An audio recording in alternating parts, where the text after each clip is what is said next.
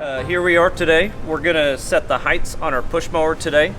If you notice, I've got the eyes, I've got my ear protection for our day. These are actually marked. The dots are 1/2, 2, 2.5, 3, 3.5, and all 4 wheels have the exact same thing. And fortunately, we have these with the nice little plastic grips. Boom, that easy. And so we're gonna go around all 4. Walked around, they're all on 2. We're in good shape, we're ready to go. We got our bag on our mower. So what we're gonna do first, we're gonna go through, we're actually gonna cap our boundaries, so that makes it easier for when we turn around, it hides that and keeps it simple. We'll take about 2 passes around and that'll really help that out. The next thing we're gonna do, if you notice, when I'm doing my strips, I'm gonna slightly overlap, about 20%, 25%, just to make sure we're picking up all the grass and making sure we're not leaving strips, mohawks left. So the next part of the process is we want to check the throttle on our push mower right here. Obviously you see the rabbit, you see the turtle. I'm probably going to pull it about midway so it doesn't run away from me when I start it. Pull the handle up, pull the rope. Now what Andrew is doing right now is an example of capping your ends. You're going to want to make 2 laps around the yard on the outside on the perimeter before you start going back and forth. This allows you to be able to turn around much easier without making ruts. What I want to talk about next is the turns, okay? When you go down and you're going to come right back, you can always lift it on your back wheels and just pivot.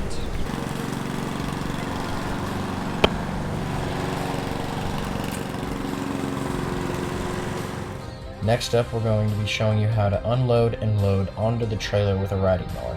The key thing to note here is to have your deck fully raised up before ever loading or unloading off of the trailer. You can see here that Andrew's foot is fully pressed down on the deck raiser, making it raised up to its highest point.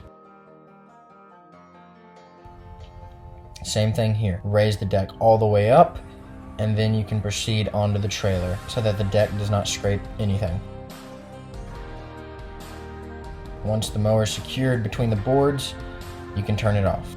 Before unloading and after loading the mower onto the trailer, you will want to turn the brake on or release the brake. This shows you how to do that. You got to push the pedal, and generally the lever will automatically fall. When you engage it, you have to push the pedal, pull lever up. Got my ear protection, eye protection. So we come down here. Generally, I don't like the throttle all the way down, but you want it about mid. So we're gonna do it right there. Fire up, go to on. And then we throttle up when we want to engage.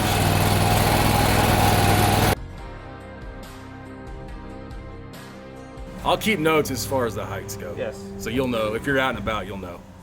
So right here, we have our deck release. Push the pedal, lever, you gotta drop it down, it catches.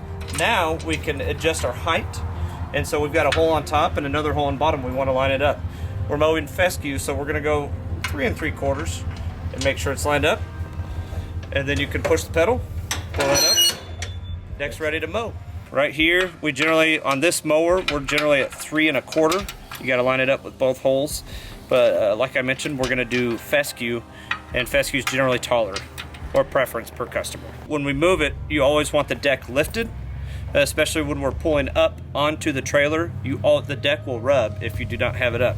And so generally, transport will be up here. That way it's a safety. You know, it's a second line of defense, and it still won't go down. We'll lower the deck. We'll have to go full throttle, and we pull up.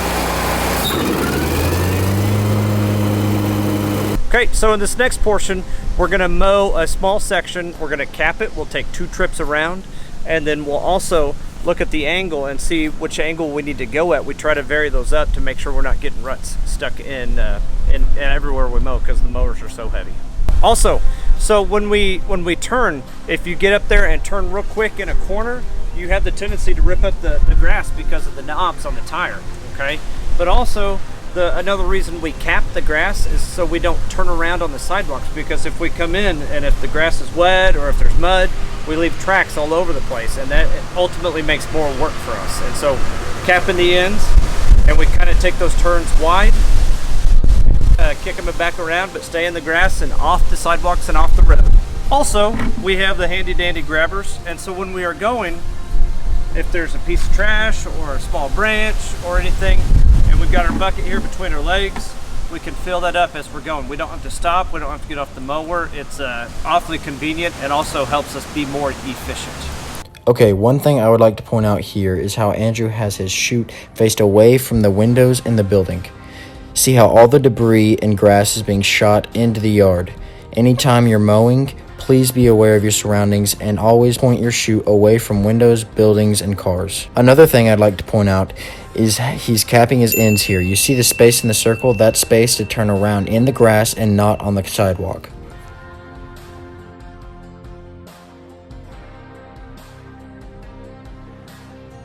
Okay, so in this next portion, we're going to talk about how to get up and down a curb.